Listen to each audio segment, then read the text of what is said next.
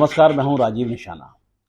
आज हम बात करने जा रहे हैं जयप्रकाश निषाद। जो राज्यसभा सांसद हैं, उनके अनछुए पहलुओं पर कि किस तरह वो राजनीति में आए और क्या-क्या कठिनाइयों का सामना करना पड़ा। निषाद साहब, स्वागत है आपका। आपने कभी सोचा था कि आप राजनीति में आएंगे? नहीं, मैंने तो एक अपने छोटे किसान परिवार में मेरा जन्म हुआ और बड़े मुश्किल से हम लोगों ने शिक्षा दीक्षा प्राप्त किया और यूनिवर्सिटी तक अपना ग्रेजुएशन करने के बाद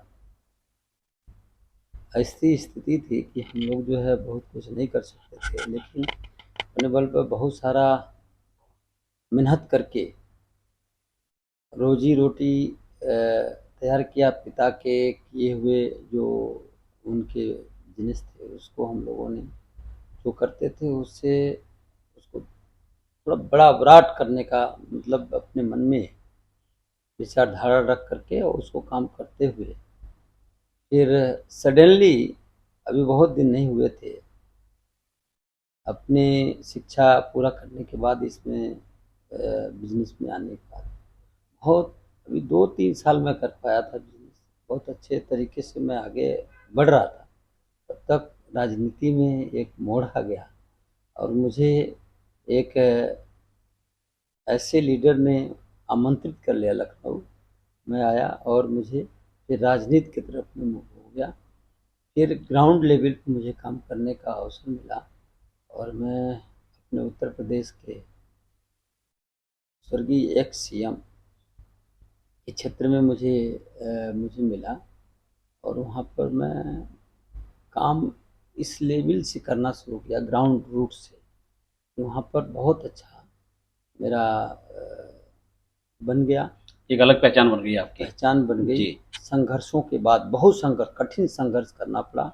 आप समझ सकते हैं कि एक मुख्यमंत्री का क्षेत्र रहा हो, एक साधारण सा एक किसान का बेटा जिसकी माली हालत वो गरीबी रेखा के बराबर हो, वह जा करके वहाँ पर चैलेंजिंग स्वीकार करते हुए अगर वहाँ चुनाव लड़ने की अगर तैयारी करता है तो कितनी बड़ी कठिनाई हो सकती है।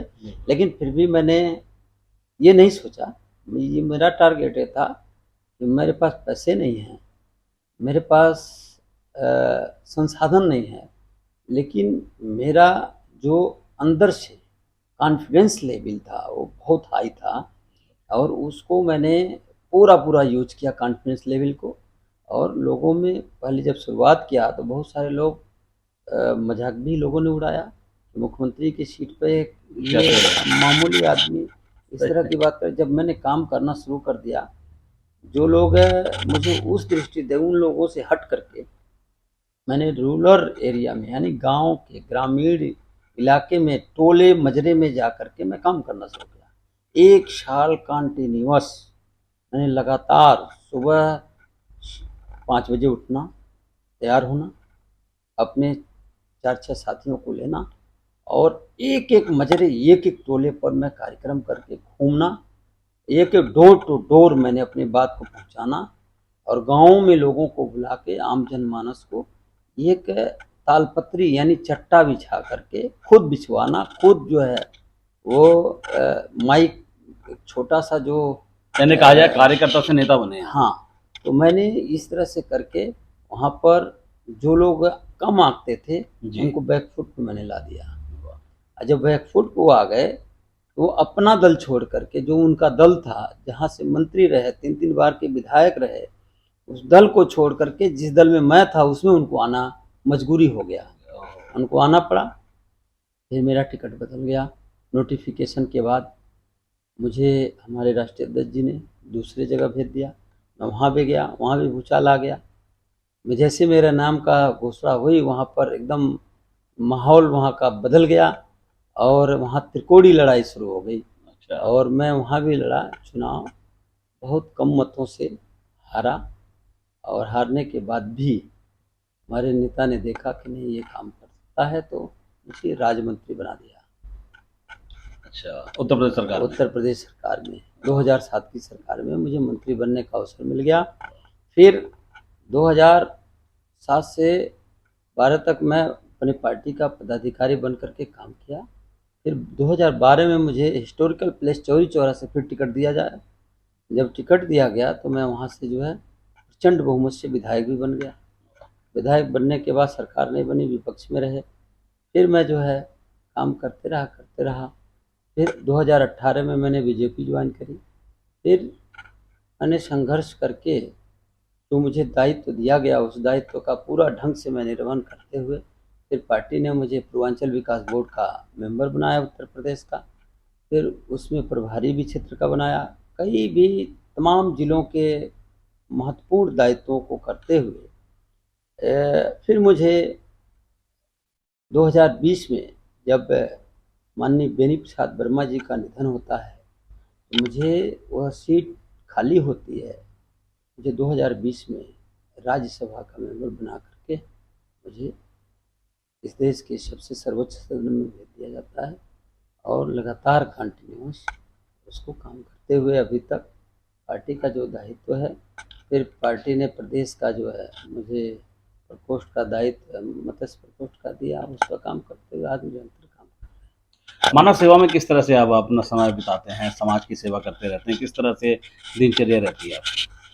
दिनचर्या देखिए, शाम देर सवेर शाम का तो कोई ठिकाना नहीं होता कि कब घर में पहुँचेंगे, लेकिन चाहे टाइम जो कुछ भी हो, 12 बज जाए, 1 बज जाए, 11 बजे, 10 बजे, चाहे 8 बजे, जब भी पहुँचते हैं, पहुँचने के बाद अपना घर का जो भी है और वो अपना जो जीवन का जो कार्य है उसको करते हुए सामाजिक कार्यों में कभी भी कोई टाइम नहीं होता है।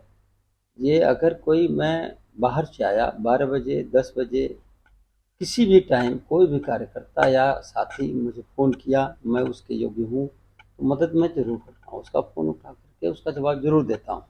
और रात में विश्राम करने के बाद सुबह ऑटोमेटिक 4:30 या 5 बजे मैं जग जाता हूँ। जगने के बाद जो मेरा दिनचर्या होता है, सुबह का शुरुआत होती है सबसे पहले उठ करके अपना हमारी आदत है कि मैं 12 महीने, ये नहीं कि कोविड आ गया तब, 12 महीने गुनगुना और गर्म पानी सबसे पहले 2-4 गिलास पीता हूँ। फिर उसके बाद और सब क्रियाक्रम अपना जो भी होता है, नित्य क्रिया जो होती है उसको करने के बाद स्नान ध्यान करने के बाद फिर काम शुरू करता हूँ। जब से मैं राजनीति में आया लगभग मैं कोशिश मेरी रहती है, अगर कोई अपना निजी कार्य नहीं है तो 24 घंटे मैं सेवा ही करने में लगा रहता हूँ, आज भी करता हूँ। बहुत सारे परिवार के लोग हमारी मिसेज हमेशा कहती हैं कि आप जो है बच्चों पर ध्यान नहीं दिया, आपने घर पर ध्यान नहीं दिया।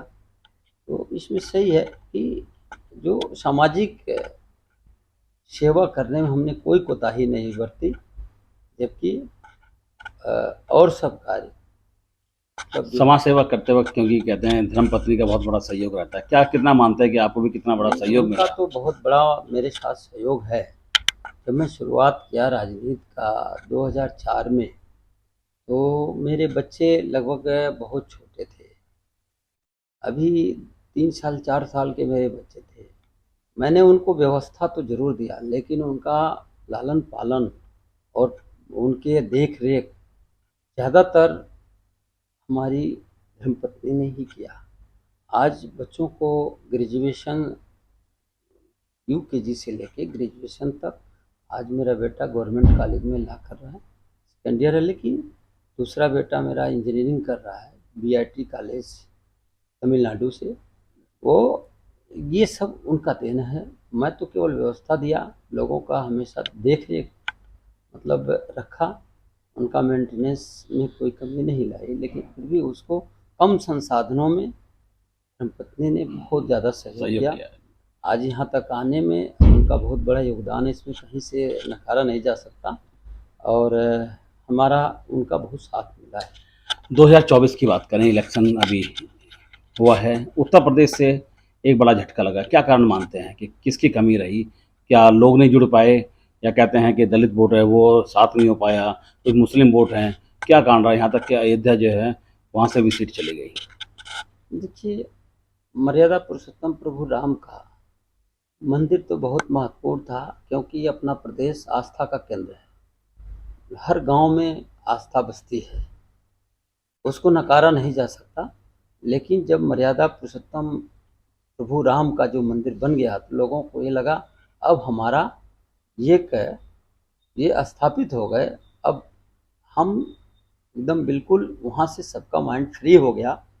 उसमें से फिर अब वो कहीं से किसी के दिमाग में अच्छा तो हुआ, बहुत अच्छा हुआ, लोगों को बहुत खुशियाँ मिली, बहुत हर्षोल्लास भी लोगों में आया, घर घर में लोगों ने दीपक जलाया, सारी चीज़ें की पूजा अर्चना सब करना शुरू कर दिए, तांता लगा करके वो मंदिर देखने के लिए जाना शुरू कर दिया। अभी भी लोग जा रहे हैं, लेकिन वो अब चुनाव से उसको लोगों ने दूर कर दिया। उसमें ये नहीं अब कि जो वहाँ पर राम मंदिर और बाबरी मस्जिद का जो झगड़ा था उससे वो लोग स्वतंत्र हो गए, फ्री हो गए।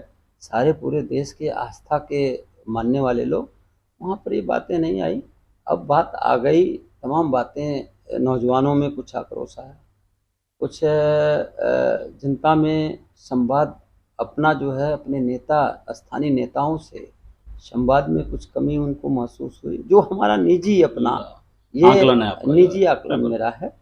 और ये उनको लगा कि नहीं, हमारा टॉप लीडर तो बहुत अच्छा है, लेकिन हमारा जो मेरा नेतृत्व करता है उसका भी मुझसे संवाद नज़दीकी होना चाहिए।